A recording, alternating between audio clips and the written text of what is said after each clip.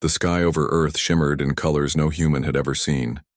It was early morning in New York, yet the sun's rays seemed to struggle against an unnatural glow that stretched across the horizon. People stepped outside, squinting at the massive shapes hovering silently in the atmosphere.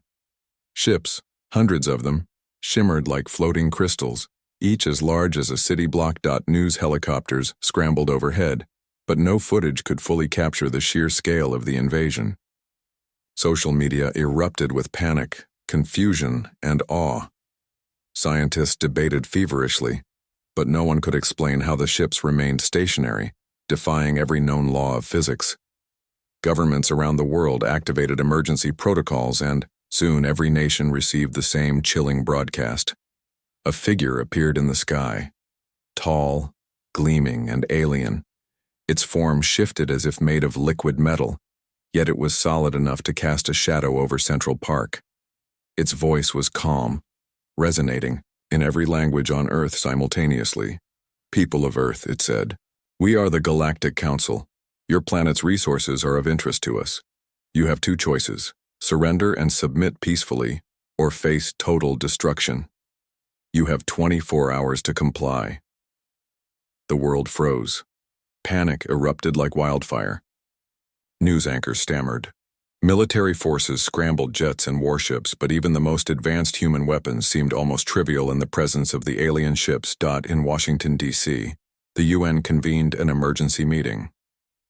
Leaders from every country argued over what to do. Some wanted to surrender immediately.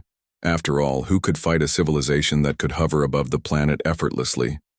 Others whispered about resistance, about humanity's unique unpredictability. Dr.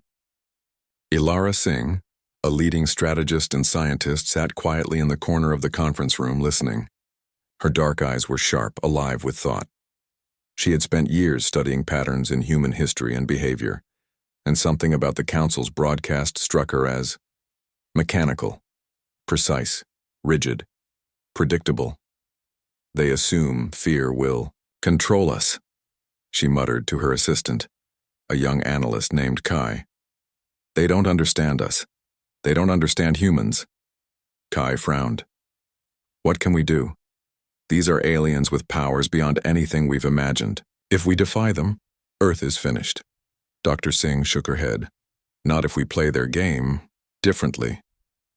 Meanwhile, in cities across the globe, ordinary humans reacted in ways that were both predictable and unpredictable.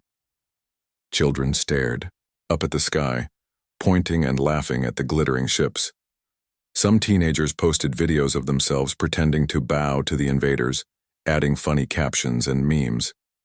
In Tokyo, a group of artists projected giant holographic cartoons onto the sides of council ships.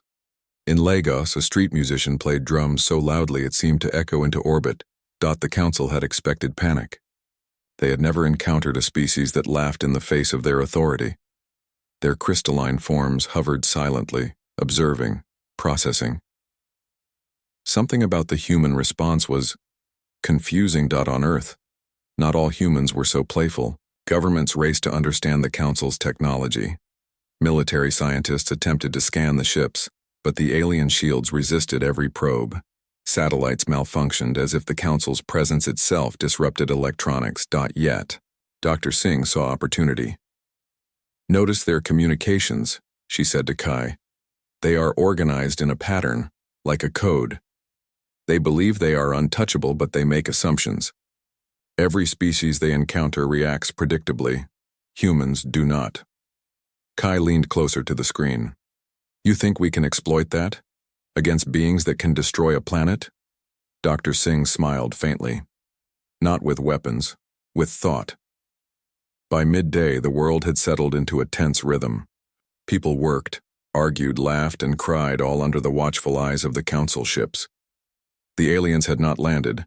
They had not even made direct contact beyond the broadcast. They assumed compliance, assuming that fear would be universal. In Paris, a group of engineers tested a new device, a satellite that could mimic council energy patterns. It fizzled spectacularly, exploding in a harmless but spectacular fireball over the Eiffel Tower. Tourists laughed, tweeting videos that quickly went viral. The council's sensors recorded the event, processing the chaos as if it were a serious, tactical maneuver.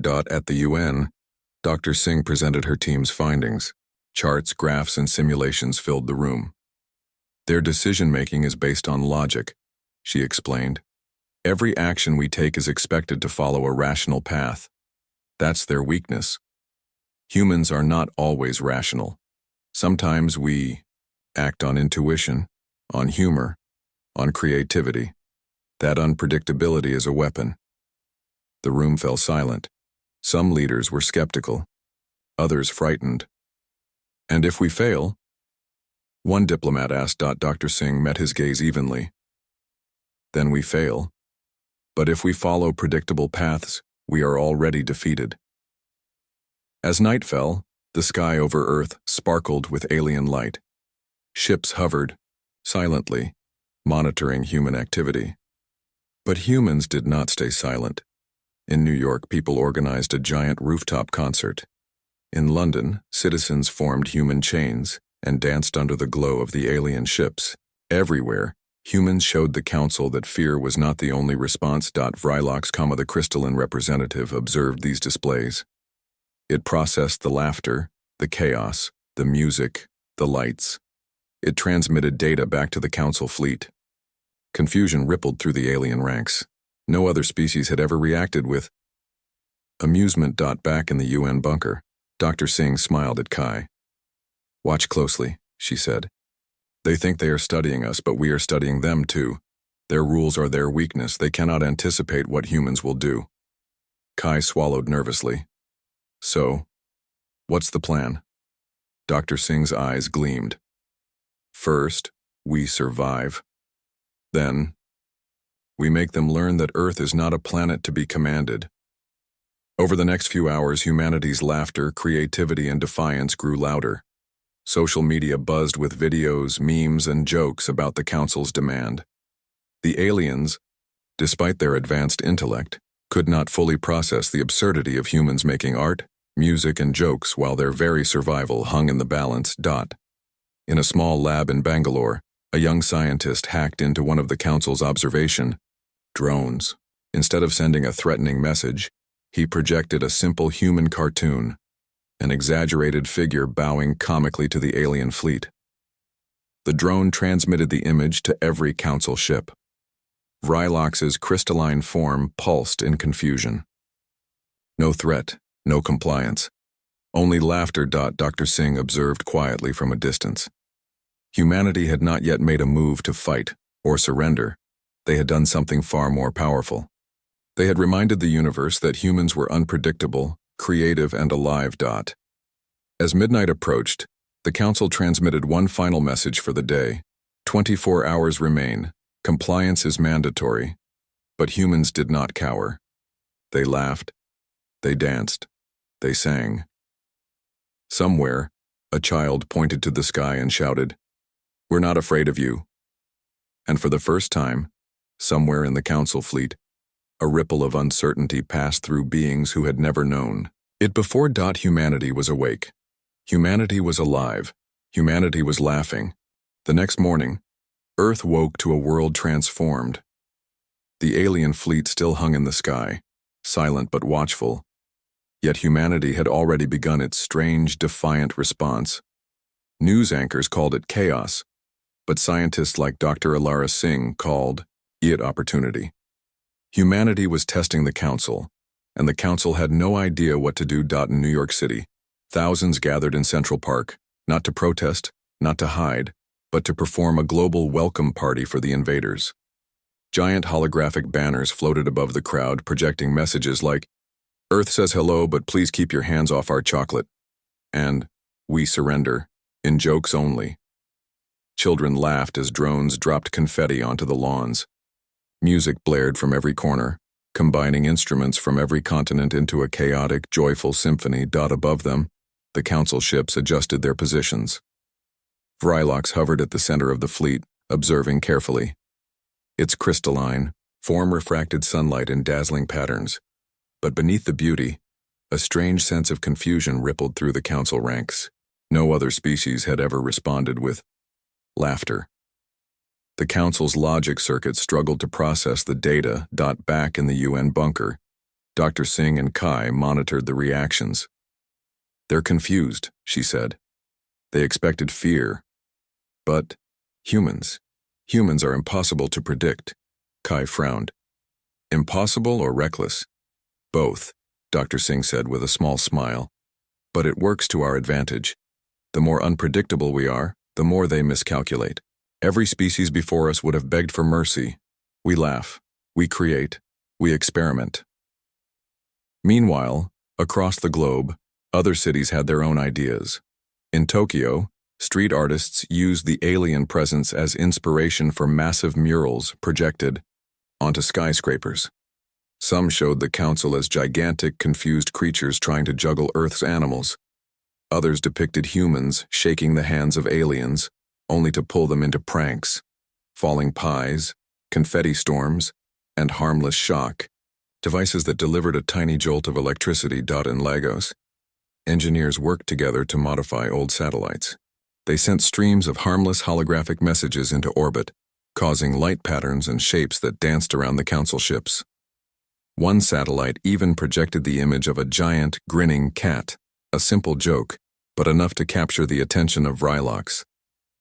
"Are they communicating?" whispered one council member to another, a shimmering being named Thryla. "It cannot be strategic. They are laughing." "That is correct," Vrylox replied. "No known species reacts in this manner. All logic predicts submission. Their behavior is illogical. On Earth, not everyone was celebrating. Governments scrambled to maintain control, worried that the antics might provoke the aliens. Military strategists demanded aggressive measures. "We should attack," said a general in Moscow. "We can't let them see weakness." Dr. Singh shook her head firmly. "If we attack blindly, they win. This isn't about strength. They already outmatch us. This is about thinking differently, about making them underestimate us. Humor, creativity, unpredictability, these are our weapons." Kai leaned back, staring at a holographic display of the Council ships. "So, we're fighting with jokes?" "Not just jokes," Dr. Singh said. "Observation, improvisation, creativity. Every time they try to predict us, we change the rules. Every attempt to control us becomes irrelevant. We are showing them that humans cannot be controlled like other species." As the day progressed, Earth's response grew bolder. A team of scientists in Geneva hacked into one of the Council's observation drones. Instead of disabling it, they used it to project an animated human cartoon across the fleet. The cartoon was absurd. Humans in spacesuits juggling planets, laughing while a Council ship tried to impose order. Frylox observed silently. It had expected compliance, submission, or fear. Instead, it saw creativity, chaos, and humor. Its crystalline body vibrated with confusion, sending pulses to every Council ship. "They are not taking us seriously," it said. "No species has ever done this," Thryla replied. "Every other encounter resulted in surrender or destruction. Logic predicts their defeat." "But they defy logic," Vrylox said. "They are unpredictable." On Earth, the unpredictability escalated. In Paris, citizens used improvised sound devices to create massive coordinated orchestras that echoed across the city. The music was chaotic, mismatched but strangely beautiful. Council sensors recorded the vibrations, attempting to analyze patterns, yet none existed. Every street, every city, every person acted independently, creating a symphony of defiance that no algorithm could calculate. In New York, teenagers used drones to mimic Council ships, flying them in strange, looping patterns. Some projected funny faces onto the alien vessels, while others dropped harmless holographic pies in synchronized attacks. The Council's sensors interpreted these as hostile actions, yet when they attempted retaliation, the humans had already changed their behavior entirely. "This is fascinating," said a junior analyst among the Council observers. "They are reacting in ways we cannot predict. We cannot calculate probabilities." "They are a paradox," Frylox said. They are weak yet strong, irrational yet effective. Perhaps they are not meant to be conquered. Back in the UN bunker, Dr. Singh prepared a plan. We need to push further, she said. Observation is one thing, but we must make them miscalculate in a bigger way. Kai, start coordinating with creative teams worldwide. We need synchronized action, concerts, holograms, pranks, everything. We confuse them, frustrate them, and make them wonder what humans will do next. Kai nodded, excitement in his eyes. We're going to make the aliens chase their own tails? Dr. Singh laughed softly. Exactly. By nightfall, Earth had become a stage of chaos and brilliance. Cities lit up with colors, patterns, and projections that seemed to defy physics.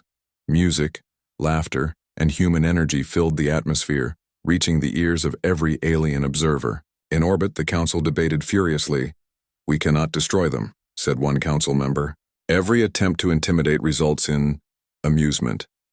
Our weapons, our authority mean nothing. They are clever, yes.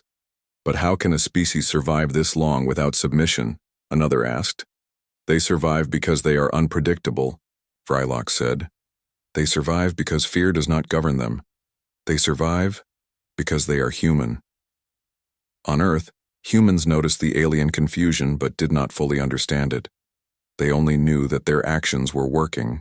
Their laughter, their pranks, their creative chaos, all were part of a strategy that felt natural. For the first time in history, humans were united not by fear, not by threat, but by ingenuity and defiance. In Mumbai, a group of programmers developed a live alien reaction tracker, monitoring the council's signals and displaying them as real-time emojis. Confused, frustrated, amazed. Children watched and laughed as the council's fleet reacted to their antics. This is incredible, said one young boy. They don't know what to do. No species has ever laughed at the council before, said his mother. You're witnessing history. Meanwhile, in the UN bunker, Dr. Singh observed the data. Notice the patterns in their confusion, she said to Kai. Every predictable action we take is countered. Every unpredictable action works. Humanity is showing them that intelligence alone is not enough. Creativity, humor, and improvisation matter. Kai grinned. So, we're winning, without fighting? Dr. Singh nodded. Exactly, and this is only the beginning. As midnight approached, the council transmitted another message, this time slightly altered. Your behavior is perplexing. Compliance is still mandatory. 24 hours remain. But on Earth, humans did not tremble. They celebrated in song, dance, and laughter. Street performers improvised plays about alien bureaucrats, chefs created meals shaped like council ships, and scientists in labs continued their harmless experiments, learning more about alien technology with every passing hour. Somewhere above Earth, Frylox pulsed with uncertainty. Never before had a species defied the council in such a way. The aliens had expected fear, but instead they found chaos, humor, and brilliance. Humanity's unpredictability was a weapon the council had never encountered. By the third day, humanity had fully embraced the challenge of the council. No one expected surrender, and no one wanted to cower. Streets across the globe buzzed with laughter, music, and pranks, as if the entire planet had agreed to speak one language: defiance. In New York, skyscrapers projected gigantic holographic images of aliens in funny poses. Council ships hovered above, silently observing, yet their crystalline forms reflected confusion. For the first time, they were not in control. Dr. Ilara Singh stood on the roof of the UN building, observing the chaos below with Kai by her side. We've drawn their attention, she said, and that attention is exactly what we want. They think they understand us, but they don't. Kai laughed. I never imagined we'd be fighting aliens with jokes and cartoons. Not fighting, Dr. Singh corrected. We're showing them that no one can control humanity. That is far more powerful than any weapon. In Paris, musicians and engineers joined forces. They rigged instruments to send powerful sound waves directly toward the council ships.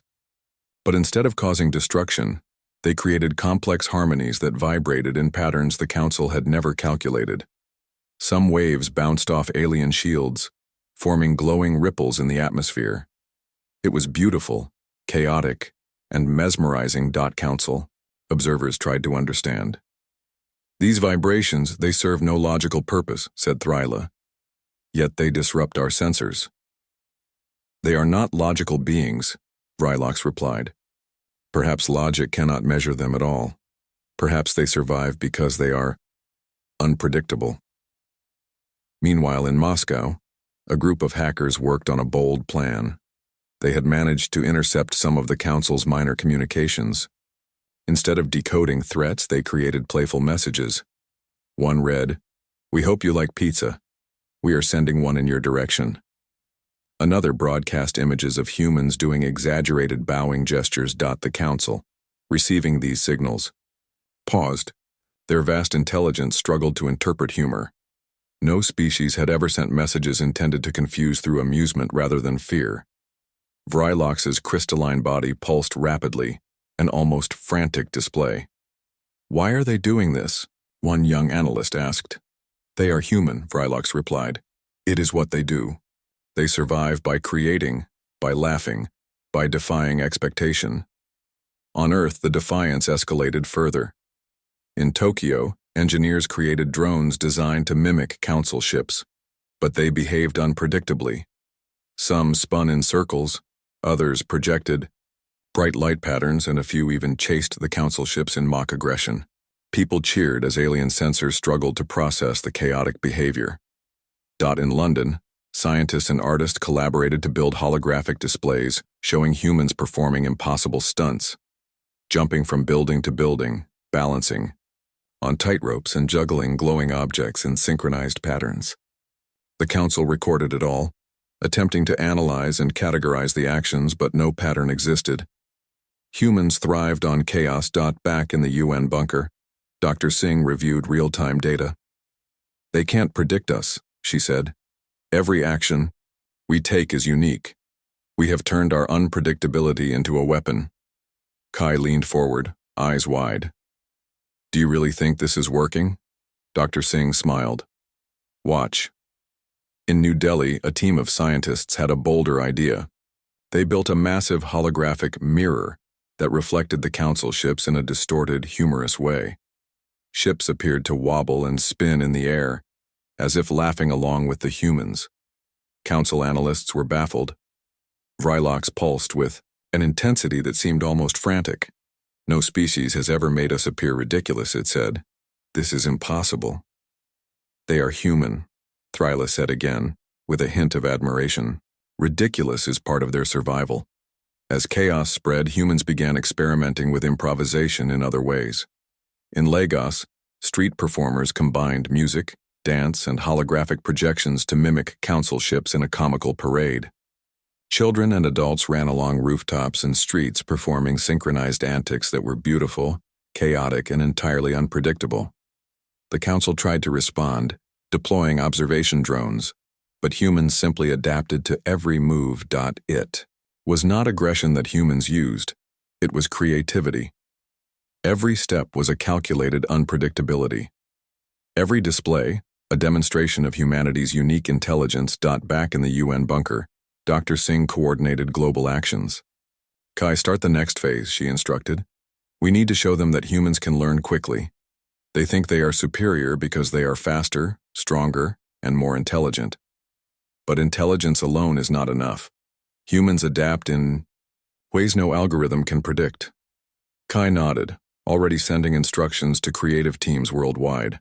"Drones, holograms, music, light projections, everything." "Exactly," Dr. Singh said.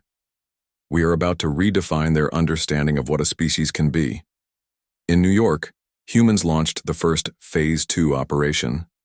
Hundreds of drones flew in chaotic loops, projecting holographic images of humans shaking hands with Council ships, then pulling them into playful traps, slipping on imaginary banana peels, being hit by oversized pies, or spinning in circles like tops. The crowd below roared with laughter. The Council's sensors recorded the events, struggling to make sense of it. Vrylox's crystalline form pulsed violently. "They are not reacting logically. Every attempt to intimidate is met with amusement. Every countermeasure is ineffective. They are evolving too fast, Thryla observed. We cannot keep up. Meanwhile, a small team in San Francisco developed a clever trick. Using satellite interference, they created a holographic illusion of multiple Earths, each showing different patterns of human activity. Council sensors picked up dozens of planets, each displaying unique human behavior.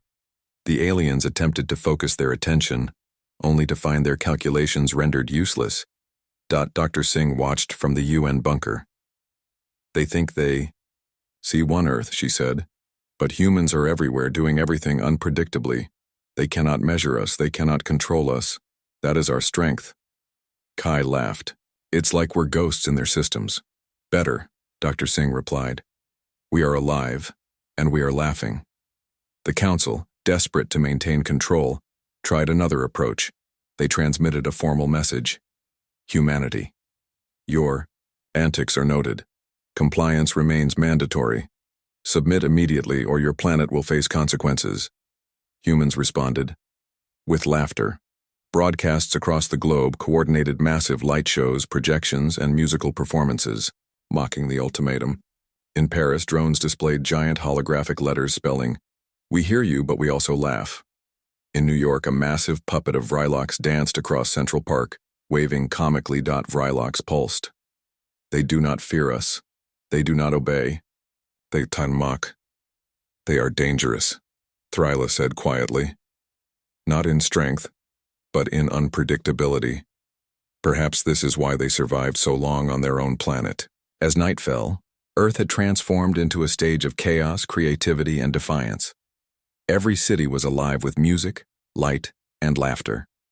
Humans had taken the Council's ultimatum and turned it into a global celebration. In the UN bunker, Dr. Singh and Kai watched the real-time reactions from the Council ships. Look at that, she said, pointing to a holographic display. They can't even classify our behavior anymore. Everything we do is unexpected. That is power. Kai shook his head in awe. They're going to retreat? Not yet, Dr. Singh said.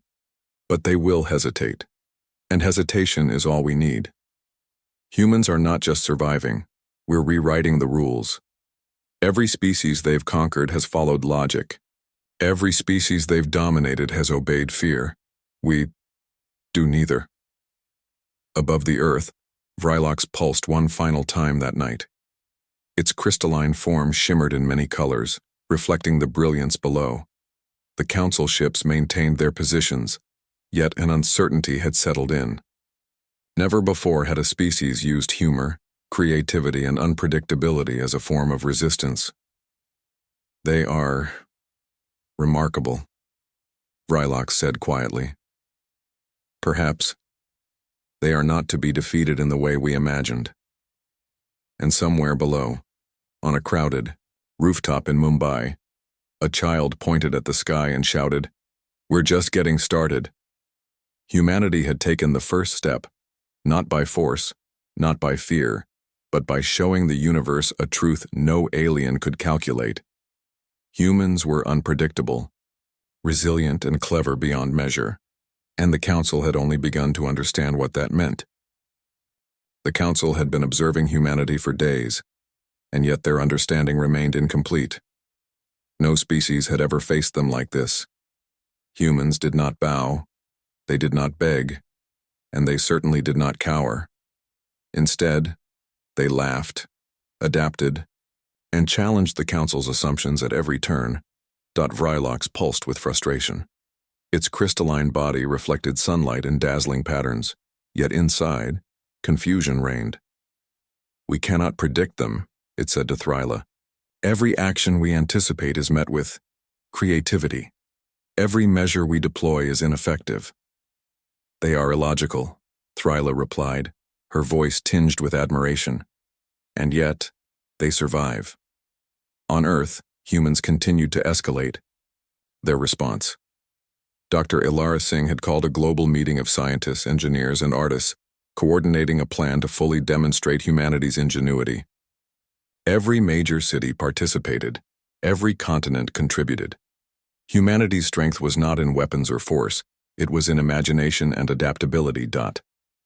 In New York, engineers and programmers launched a series of drones designed to mimic council ships, but they behaved unpredictably. Some spun in loops, others projected holographic illusions, and a few performed synchronized dances in midair. Crowds below cheered, filming every moment.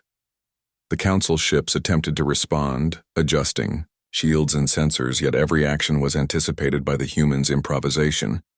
"This is fascinating," said a junior council analyst watching the chaos unfold. "They are not attacking, yet we cannot maintain control. Every strategy fails." "They are human," Rylox replied. "We cannot underestimate creativity and laughter as tools of resistance." Meanwhile, in London, a group of artists projected a massive holographic maze onto the skies above the city. The images of council ships appeared trapped inside the maze, looping endlessly in impossible patterns. People below participated, controlling holographic pathways with gestures and movements, creating a living, moving display of human ingenuity. Council sensors interpreted the display as a threat, yet every attempt to intervene failed. Humans adapted in real time. Where the aliens expected panic, they found play. Where they expected fear, they found laughter. Dr. Singh observed the displays from the UN bunker. "Notice," she said to Kai, "how they respond to our improvisation. They can analyze data, calculate probabilities, and plan for almost any scenario, but they cannot anticipate unpredictability. That is our advantage." Kai nodded, his eyes wide. "It's like we're playing a game they don't understand." "Exactly," Dr. Singh replied, "and we're winning." In Tokyo, engineers experimented with sound waves in ways the council could not predict. Giant instruments created vibrations that interacted with alien shields, not to harm but to confuse and disrupt. The shields flickered, the ships pulsed, and alien sensors struggled to categorize the patterns. Citizens cheered as they improvised. Music created shapes and patterns in the atmosphere. The council's fleet began to argue. "This is absurd," one member said. "They are not attacking, yet our systems are compromised." "They are alive in a way we cannot comprehend," Frylock said. "Their strength lies in their unpredictability, their ingenuity, and their ability to adapt instantly." In Lagos, a team of scientists combined holographic technology with drone swarms to create illusions of multiple Earths, each displaying different patterns of human behavior. The council's sensors tried to focus on one, only to find the image changed every second. Humans were everywhere, yet nowhere predictable. Dr. Singh watched the real-time feed. "They think they are superior because they are organized and precise," she said. "But organization without creativity is limited. Humans are chaotic, adaptive, brilliant. They cannot control us because they cannot anticipate what we will do next." Kai laughed. "It's like we're ghosts, slipping through their fingers." "Better," Dr. Singh replied. "We are alive and they are not used to that." The council, growing desperate, tried to intimidate humanity once more. A massive ship emitted a pulse of energy intended to disrupt Earth's communications. It created dazzling auroras in the sky, but humans had anticipated it. Scientists had built shielding systems using reflections of light and sound to absorb the energy. The pulse harmlessly dispersed, creating a spectacular display that humans called the Night of Lights. On the ground, people cheered. Children danced under the glowing sky. News broadcasts showed humans celebrating, laughing, and improvising with the energy pulse, turning it into entertainment rather than fear. Vrylox pulsed violently. "They convert threat into play," it said. "This is illogical. How can a species survive such recklessness?" "They survive," Thryla said quietly, "because they are human, because they adapt, because they do not fear what they cannot predict." Dr. Singh knew that the next step required something bolder. "We need to show them that humans can solve problems they think are impossible," she said. "Not with violence, but with reasoning, creativity, and adaptability. We must demonstrate that intelligence without fear is far stronger than brute force." Kai nodded.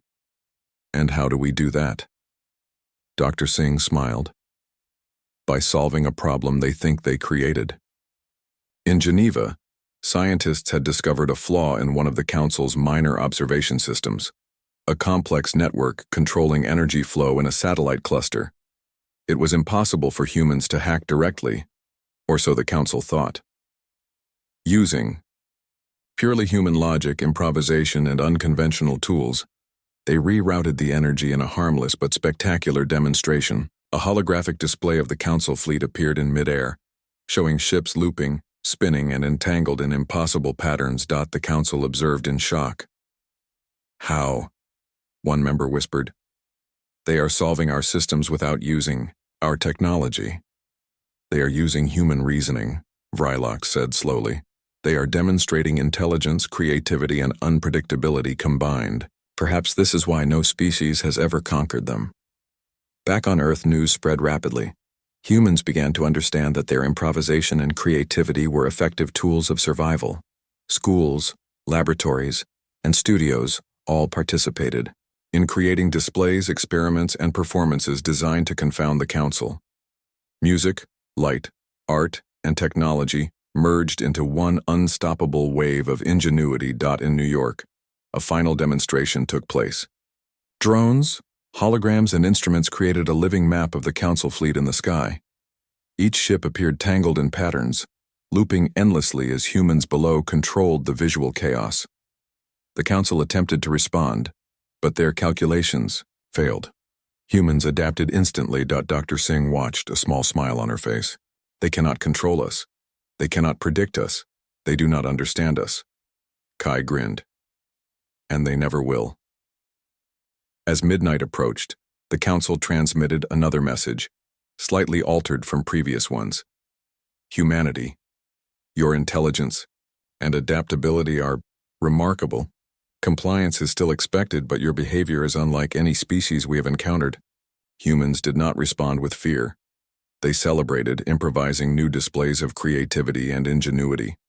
In Mumbai, children projected light patterns into the clouds.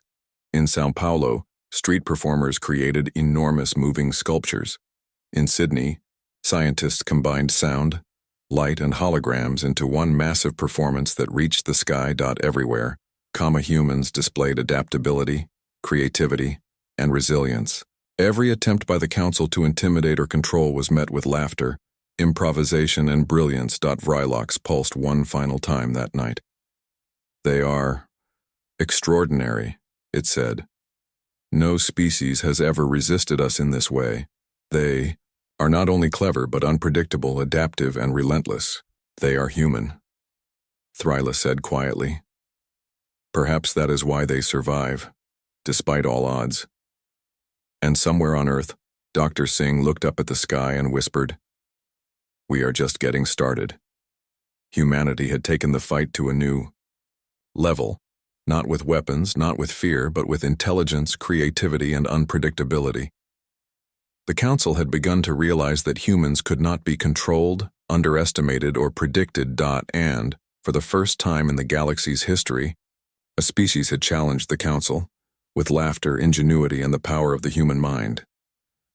The fourth day of the Council's occupation of Earth had passed, and humanity had reached a turning point. Cities were alive with light, music, holograms, and drones.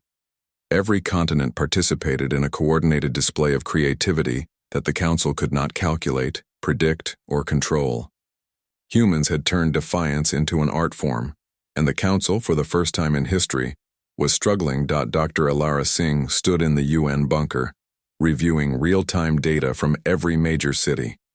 She turned to Kai, who had become her right hand in this unprecedented challenge. "We've confused them enough," she said. "Now it's time to show them that humans can turn their own technology against them, without violence." Kai raised an eyebrow. "You mean another demonstration?" Dr. Singh nodded. "Yes. This time, it will be impossible for them to ignore. We are going to make them see that Earth cannot be conquered, not with power, not with fear, but with creativity and ingenuity." In New York, engineers and artists collaborated to build the Mirror Network. Using a combination of satellites, drones, and holographic projectors, they created illusions that reflected the Council fleet across the globe, multiplying the image of alien ships in impossible ways. The Council watched in confusion as it seemed. Their fleet numbered in the thousands, looping endlessly, their ships colliding with reflections of themselves above the city. People cheered and laughed. Children waved to the holographic aliens. Artists danced along rooftops, controlling drones like puppeteers. Scientists projected animated cartoons of the Council struggling to understand Earth. Every city had its own version of this display, and every Council ship saw multiple conflicting versions of reality. Vrylox pulsed violently, reflecting the chaos in crystalline brilliance. "This is impossible," it said. "They are manipulating our sensors and communications without even touching our systems. How can a species achieve this?" "They are human," Thryla replied quietly. "It is their nature to adapt, to improvise, to survive in ways we cannot calculate. Perhaps we underestimated them." In Tokyo, engineers combined sound waves and holograms to create a living orchestra that seemed to control the Council ship's movements. Vibrations interacted with alien shields, causing lights to flicker and patterns to shift unpredictably. The ships attempted to reposition themselves, but every movement was anticipated and adapted to by humans on the ground. Dr. Singh observed from the UN bunker. "Notice the patterns in their confusion," she said to Kai. "They can adjust their shields, their sensors, their positions, but they cannot anticipate improvisation. That is our advantage. Intelligence alone is not enough to defeat humans." Kai laughed. "It's like they're trapped in a funhouse they didn't design." "Exactly," Dr. Singh said, "and the more they try to understand us, the more they fail." Meanwhile, in London, artists and engineers built a holographic maze around the city, projecting impossible pathways for the Council ships. The aliens attempted to navigate the maze, but every adjustment humans made turned it into something new and unpredictable.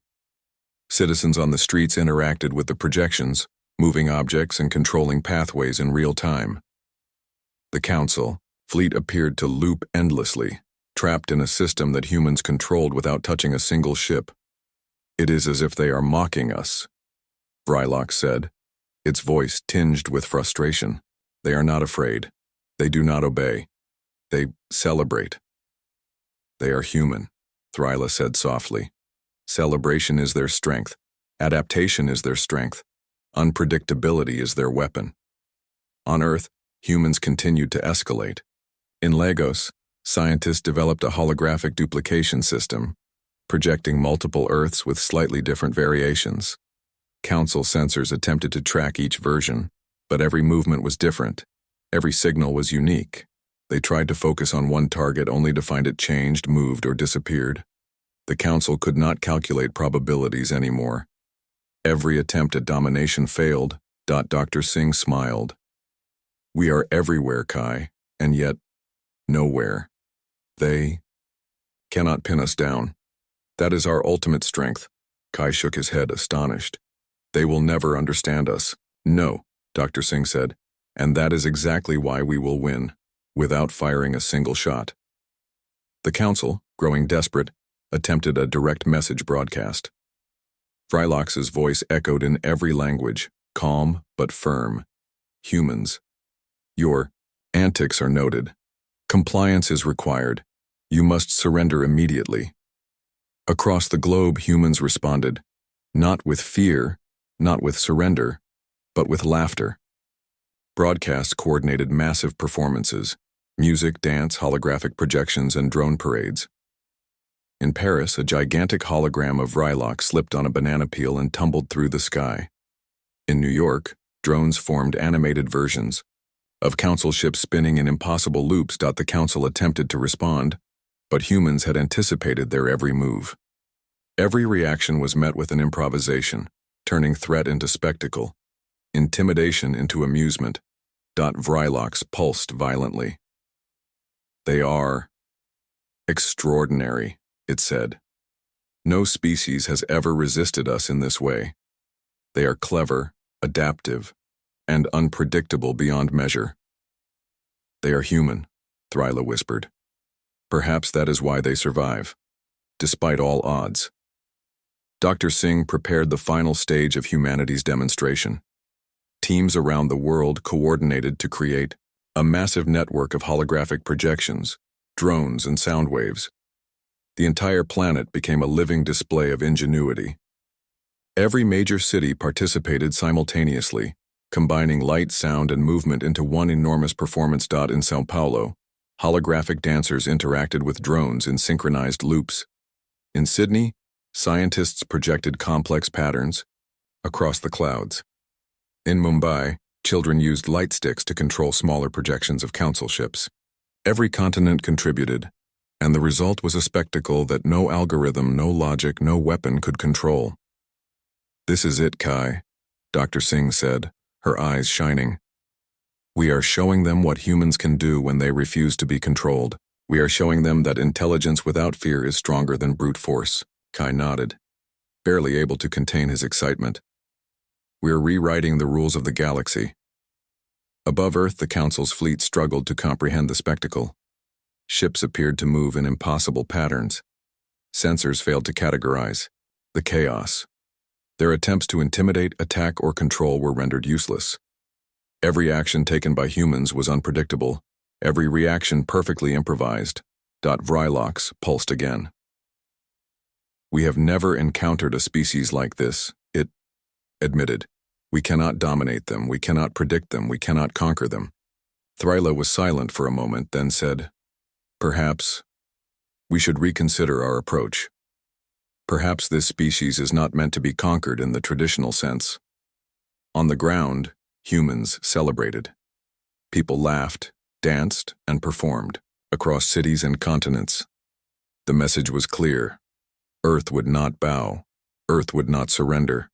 Earth would survive and thrive, not through violence, but through ingenuity, creativity, and humor. Dr. Singh and Kai watched from the UN bunker as the Council's signals slowly began to retreat.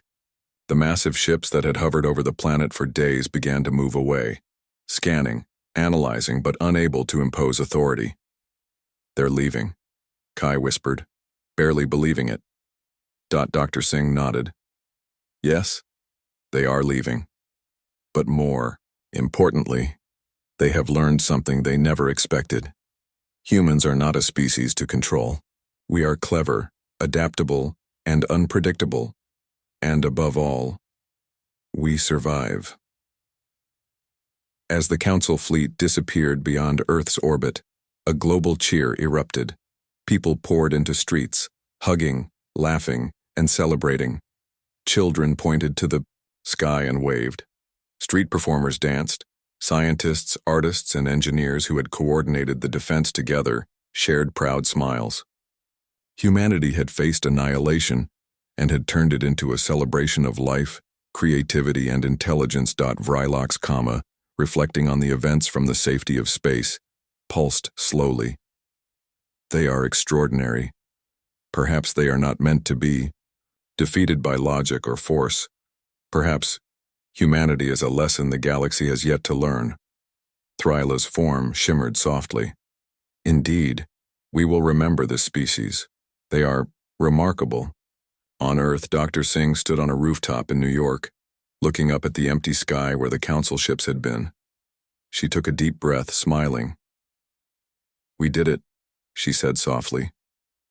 We survived, not with weapons, not with fear, but with laughter, creativity, and intelligence. That is what makes us human. Kai nodded, looking around at the city alive with celebration. We've changed the galaxy's rules without firing a shot. Dr. Singh laughed, a sound of pure joy. Yes. And if anyone ever asks, we will tell them the truth. Humans are unpredictable, clever, and impossible to control. And that is exactly why we survive. Somewhere, a child in Mumbai waved at the stars and shouted, "We're not afraid of anyone." And for the first time, humanity realized the truth of their own strength. Laughter, ingenuity, and resilience were more powerful than any weapon. Earth had not surrendered. Earth had not bowed. Earth had laughed.